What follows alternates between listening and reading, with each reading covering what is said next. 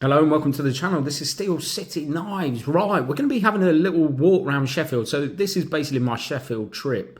And what I did, I love learning about the history of companies, but that's not helping the industry today a little bit. So it's more of seeing what the companies look like now, what sort of cutlers work for these companies, what state the cutlery industry is in. And what I'm hoping to do is sort of bounce around the world and find out a bit about how these companies are operating now, who works for them, what cutlers they have, and things like that. Now, this is going to be a very short sort of brief overview of it, because ideally what I want to do is ring these companies up and find sort of a head count and what the qualifications of certain cutlers are and where they are in their careers and things like that.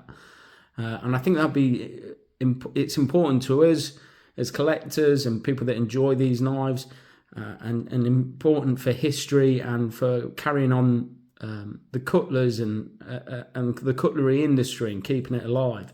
I think if we put the spotlight on these craftsmen and really sort of celebrate them, then hopefully it will sort of, highlight where we're at and, a bit of like a stock take of where the industry is at and things like that. I know that sounds a bit bizarre, but that was my sort of thinking behind it. But I like to know every intricate detail of cutlery. I'm fascinated by it, and we invest a lot of money into our collections and things like that. So it's good to keep an eye on where everything is at, and I just think it'll help us all and be interesting. But I might be off my head. But let's get on with it. Right, so where should we start? Should we start with some honourable mentions? So this is Cutlers Hall, and I did visit it. I didn't go inside, unfortunately. I should have asked. It was a flying visit, but next time I definitely will go and visit inside, because if you request it, they will give you a tour, and they have a collection of knives within the place anyway. Now, it still is the Cutlers Hall. There's still a master cutler, but also the venue is used for weddings and things like that. There's a bit of a side hustle going on as well, but it's still, home to the master cutler. Now, inside it, there's some Stan Shaw knives. So his family sort of gave 59 knives on display at Cutlers Hall. So they, when Stan Shaw passed away, I think that's when they sort of sent them a few knives and stuff. And I should have really requested it, but it was a bit short of time. Now, outside the Cutlers Hall, and it's a beautiful location. It's right across from the cathedral. So, and it's really nice, you've got Cutlers Hall one side and this beautiful cathedral the other side. It's a nice setting. Now, outside on the actual pavement, in the pavement, there's a plaque for Stan Shaw. So Stan Shaw he was 93 in 2021. That's when he passed away. Now, I love the plaque. It's very nice. There's one thing I have got a problem with it. It says last of his kind, which thankfully is not the case. And like I say, and that's why I want to do videos like this, to show the phenomenal cutlers and the work that's still going on, and hopefully passing down from person to person. So, but yeah, Stan Shaw was a phenomenal knife maker. There's no, and he was, up there as one of the greats. But yeah, we still have cutlers. They're still striving. They're still doing brilliant work. So yeah, to put that, it was a bit, I want to put that personally on that plaque. Now, Stan Shaw made knives for the Queen, US presidents, and Elvis. So that's his clientele list. So, and like I say, to work up until 93, he was really dedicated to the cause, and he was really sort of, still making knives right until the end. So, Reg Cooper. Now, I predominantly interested in folding knives. So, if I started doing sort of talking about other people that do fixed blades, because there's a lot of other people in Sheffield doing things like that, then it will be a longer video. Now, I'm mainly a folders guy, but I want to mention Reg Cooper because he shared a workshop with Trevor Ablett, and I love some of the interviews and the newspaper articles of these two. I think Trevor even described it as the two old guys at the Muppets, and I just think it's a lovely bond. And I think Trevor Ablett is really seemed a really down to earth guy. And some of the funny statements in interviews they're just brilliant characters. So Reg Cooper died at 91 in December of 2022, and he made fixed knives. And like I say, I think they were really good buddies. They had one workshop together, and they got moved on, and then they moved to another workshop. So really close buddies. Spent a lot of their working life, I'm sure, together, especially the latter part. But so Trevor Ablett, unfortunately, died at 73 in 2015. And then Michael May actually bought some of his patterns and the equipment and things like that from Trevor Ablett. And I know a lot of other cutlers bought a few bits and pieces, and not just cutlers as well. I think in Portland Works, there's another company making some metalware, and I think they had one of his presses and things like that. But Trevor Ablett, I still would love to find one of his knives, and just a fantastic character and a brilliant cutler, and and same as Reg Cooper. I think those two are fascinating, and there's a brilliant picture of Stephen Cocker with them too. Hopefully I'll put that up now. But yeah, just fantastic people. Right, so let's get on. We might need to do 2 parts to this, so we'll see how we get on. So the other honorary mention is a lady called Grace Horn. Let me just find the notes. So I mentioned when I went to the famous Sheffield shop about that old catalogue. I didn't realise until I got home and I looked who printed it. It was Grace Horn. Now, I've always been interested in Grace Horn. I've actually contacted her. I emailed her. Unfortunately, she didn't get back to me, but I've watched a lot of her programmes. So she was on the History Channel. They did an interview with her. She's more... so the cutlers I'm talking about here are more sort of like your production cutlers, stuff that you can readily available buy. But Grace is more of like, I would class her as more of a custom cutler. So she does really small batches. They're almost like pieces of artwork. And she's obviously, she's got this phenomenal workshop that she converted herself. It was an old toilet, but it just looks phenomenal. Go check out this history episode of her sort of doing a tour and talking about, she does scissors, she does corsets, she does knives. So Grace Hall, she was made her first knife in 1992 for a final year BA project. It was a set of 3 folding knives. She moved to Sheffield in 1994. She has a background in metalwork and jewellery. We've spoken about this, and a lot of people have on other channels. Jewellery sort of work is quite closely related to cutlery, it seems, and even though there's not many cutlery courses out there in the country now, but if you've got sort of a background in jewellery, then it's transferable skills. So she's quite, what did she say, creating different knives in an innovative and exploratory manner, and hopefully I'm putting a few of her knives up. So they are very expensive, but remember, this is a custom. And if you go and watch that history episode of her, you'll see she's definitely a cutler in her own right, but more like custom, I'd probably class her as. And now she has had some formal cutlery training. I tried to find out who it was. I don't think I did. No, I'll have to look at my notes. No, I couldn't find what cutler, but she has worked under a cutler before to gain that experience.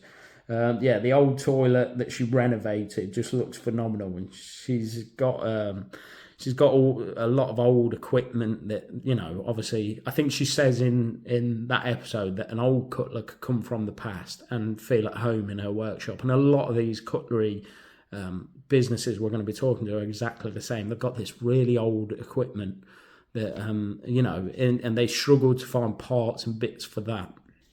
But yeah, just a bit of a few honorary mentions there. So right, let's talk about Arthur Wright then. So I was really pleased. So as much as I'm a UK resident and Sheffield's not too far for me, I've obviously only been into cutlery about 5, 6, 7-ish years, something like that. So I've never really paid that much attention to where everything's based and things like that. But where we were staying in Sheffield was a stone's throw from Arthur Wright's workshop, and it was funny. We actually walked past it, and it dawned on me where we were and what street, and then I thought, Arthur Wright's around here, and I looked, and there was a plaque there. And now it's a brilliant place, and I'll show you it on Google Maps here, because you've got all these really modern buildings around it. And if you're watching any of the employees from Arthur Wright, I mean no disrespect in this, but it's a bit of a it stands out like a sore thumb because it's a really old building. It's not the most well-kept building in the world, I'll be honest with you, but I love that. And, you know, things don't have to be in that way. And what we'll show you some are really older buildings, some are historic buildings, some have a lot of meaning to them, some are more modern, some have moved to more modern processes, and this is why it's quite interesting to do a video like this, I think. So Arthur Wright have been going since 1947, so in Sheffield terms, a very young company. The son was also called Arthur, so it was Arthur Wright and Arthur Wright. And John Mailhem from Mailhem and Yeomans Limited used to be the manager. That's when they was having that issue with the quality and things like that. And now it's owned by Michael and Ashley Harrison. Michael owns it, but Ashley Harrison is the sort of floor manager. I don't know what, I should have really looked at what the actual title was, but he sort of runs operations, I think. Now, Ashley Harrison also does the custom work. He does that in his free time. And it's solely for himself. I think it's not sort of associated with the company itself, but I love Arthur Wright. I think they're really well made, really well priced. Just a real big fan of their company, and I was very tempted to knock on the door and go and have a little. But again, we were running late on time. But yeah, as you can see from that street, they're very central. They're one of the most central companies. Arthur Wright, and it's not a massive building, so and I think they share it with another tool company of some sort, but I think they might have the downstairs, and I don't know. But again, they've got a lot of old machinery, and they're doing things to a very old sort of way of manufacturing and putting knives together. But right, that's Arthur Wright then. Right, so we'll just briefly brush on Taylor's Eyewitness. So again, a very historic brand within Sheffield. In 2018, they actually changed premises. So they had, let me see if I can find my notes there. So they had a building called Taylor's Works, I think, or it was called. Let me see if I can find my... I'll show you a picture of that now. Now, that's been converted into flats. It's a Grade 2 listed building, so they have preserved a lot of the outside of it and all the rest of it. So it still looks good. It's next door, across the road from the Beehive Works, which is quite an historic building again, and they've preserved that. So it's Milton Street where they were based. And to be honest, I didn't realise they had relocated. Now that they actually did a TV series of transforming them into flats on Channel 4, believe it or not. But yeah, they've relocated now to a more modern sort of industrial setting, which is larger. So Taylor's Eyewitness, as much as they are an old historic brand and they do a lot of pocket knives, they also do a lot of kitchen knives and things like that. And quite a successful business, really, in that sense. I mean, I've got some kitchen knives. I didn't even realise I had them, and I didn't realise there was Taylor Eyewitness, but on that sort of front, they are quite successful. Plus, they do a lot of pocket knives and things like that. We all might know Lee White. Now, I know I've been talking to a lot of the people in the community, and they're getting a lot of certification now from different cutlers. So, and that's what I mean. It's only a brief overview. It'll be nice to dig a bit more deeper into individual companies and see what the head count is now for cutlers. But I know Lee White is a absolutely fantastic cutler. My premier one that I bought recently was by Lee White, and it's fantastic. But yeah, just a brilliant, and that's it. This is just to see where they're at now. I won't delve too much into the history, and I'll do that in later videos anyway, and I'll always do them in the future. Right, let's have a look at another company then. So I told you this was going to be quite fast paced. We're not going to sort of deep dive into one of these. It's just a brief overview to give us a bit of an overview of what's still knocking about in Sheffield. So this is a company that I actually went and visited the premises. I went into the premises. It's called Adams Limited. Probably not that well known on the sort of cutlery scene. They do own some historic brands. Now J Adams, should I say? They kept sort of they've got 6 generations in that company alone, I think. They're not a particular old sort of historic company. I don't know why it says spanning 6 generations, but that's the information I found. But J Adams actually bought a lot of other company names. So they bought the John Nowill and Sons. Now that is a very historic brand company, and they can date their sort of back to the 1700s. So really old company. Now I'm always going on about this website, name on a knife. You're probably sick of hearing it, but this is Ken Hawley's research and things like that. It's a fantastic website if you like to know history and research Sheffield knife companies and things like that. And if you look at John Nowill and Sons, they have a massive section on there. So it's a really historic brand. And again, J Adams rescued that brand and bought them. They also have F.E. and J.R. Hopkins Limited. They're not so old there. I think I've got 1944 down here. They also own a steel and farm manufacturers, which is not related to cutlery, so I won't really go into that. But yeah, I went in there. It's a real down and dirty sort of workshop. It's not a fancy facility or modern workshop. It's really sort of a really sort of how can I be polite about it? But it's it is what it is. It's a workshop, a working workshop. I spoke to a very nice lady. She let me have a little look at knives. I should have took some more footage, but again, I was just chatting away. They do some phenomenal fixed blades. They do some folders. They've got their own website. I'll put that up now. They do also have that stamp of just Sheffield made that Arthur Wright used. So Arthur Wright and this J Adams use that sort of Sheffield made stamp and sort of share that together.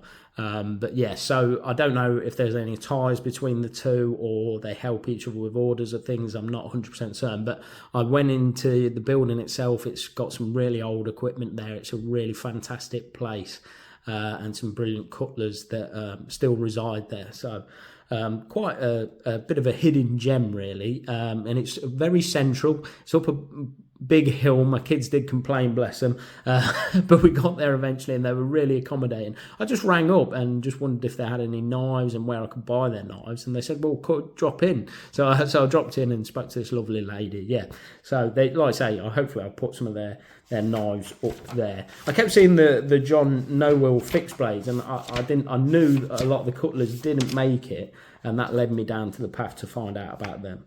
Right, on to the next one. Right, we're going to talk about the Eggington Group, and I've got a real soft spot for the Eggington Group. There's lots of reasons why that's the case, but I won't hide the fact that I love this company.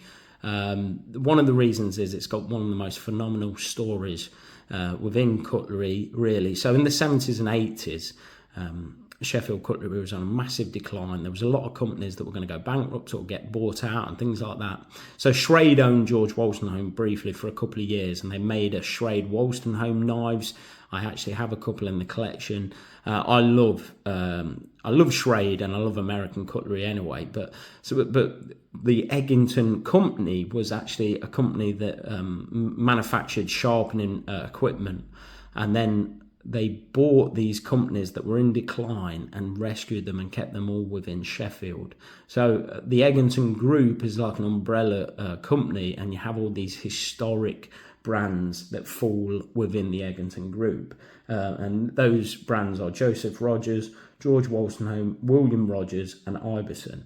And if you go, the Eggington Group actually has a website, and hopefully I've shown you a bit of that already. And on that website, there's so much information about sort of each individual company, about the Eggington Group themselves, and they're still doing some phenomenal knives, all different budgets as well. They do some absolutely premium cutlery, but they also do some budget offerings as well. But I just love the company, and I love the story. I love these stories, and I love the fact that they sort of rescued all these companies and brought them together. So they have a modern facility. Unfortunately, I walked past the street that the building's actually on, And even though we were short for time, it's one of those companies I may have been very tempted to knock on the door. One of the other reasons why I love this company, there's Stephen Cocker works for these.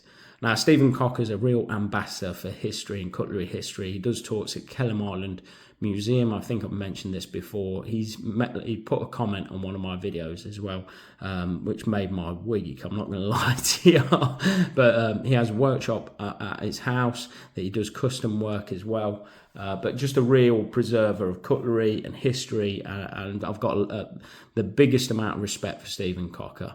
And as you probably, I've probably shown you in a previous video, Reg Cooper and Trevor Ablett looked like they had a lot of respect and friendship with him as well. And I think he is. I think he's quite respected within the cutlery scene, and rightly so as well, rightly so. But yeah, the Eggington Group, phenomenal company, definitely one worth checking out. And I love the fact they've got their own website now, so you can and I love the information that's on there, being a knife geek. But yeah, brilliant company, definitely one of my I do have favourites, I'm not going to lie to you, but yeah, I love the Eggington Group. Right, so I know this is going to be a long video, and I appreciate if you've lasted this long. This is probably a bit indulgent on my respect, but I love Sheffield, I love cutlery, so I appreciate if you've lasted this long, and I hope you're enjoying it. So we're going to talk about Michael May now, and again, this is somebody I probably have a bit of a soft spot for, because again, the story surrounding this, and I actually went and visited the actual building, which really doesn't do its justice. If you walk past it on the street, you wouldn't think anything of it, but it's massive, and it goes back beyond the sort of face of it to this brilliant building at the back. Now, it's of really historic importance, and I really won't do it justice here, but if you're interested in history and cutlery, go and research Portland Works, because there's been a lot of brilliant documentaries going through the stages of how they saved it and the people behind it. So essentially it was almost like a committee of, I think it was 500 people, individual people clubbed together and sort of rescued the building. And it has really historical importance for stainless steel and Sheffield history in general. And they all clubbed together, and then there's so many different little workshops within this building itself, all sort of keeping Sheffield traditions alive and doing some phenomenal things. It's not all cutlery related, there's all sorts of stuff going on within the building, but they're all small independent companies that are like working together. It's a phenomenal story.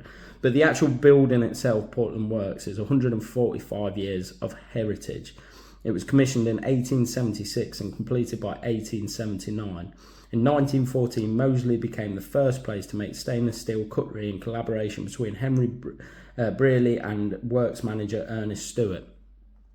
And there's a whole lot of history around that. And I wanted to go and visit the home of stainless steel, where it was actually developed and things like that. But unfortunately, I ran out of time. But Michael May has a workshop in this building, so it's just it's a brilliant sort of story. Michael May is a phenomenal knife maker. He works with a guy called James now.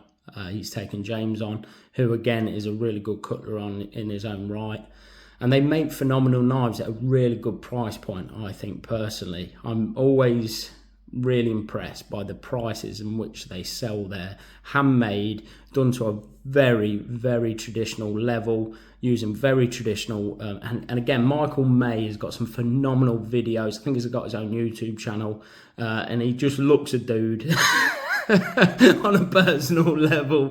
But yeah, I visited we went to the football stadium because my lad's massive into football, and you can literally see the football stadium from the building in which they work from. So I popped across the road and took some footage, so I'll show that now. So we're still doing a bit of a tour of Sheffield, and that's the Sheffield stadium there, the football team, and here's Portland Works, so, where Michael May is based. Right, and that's it. I'll put a list on up now of the companies that we went through and we discussed. And obviously we paid tribute to Reg Cooper, Trevor Ablett and Stan Shaw, which in my mind, all three of them are absolute legends. And they did a lifelong service to Cutlery. And, you know, I'll never forget them. I will always keep bringing them up, even though I don't own any of their knives in my collection. I'm very jealous if you do. But yeah, I Googled them and researched them no end. And I look at their knives online and things like that. But yeah, I hope you all enjoyed this. I know it's been a heavily edited video, but something important that I wanted to do on my channel. And I think it's good to have these deep dives, and hopefully I'll do one for Zologen. I'll do one for USA and France and all over the world. I just think it'll be interesting and a good deep dive to where we're at the moment in time, really. So please like and subscribe, and I'll see you on the next one. Cheers.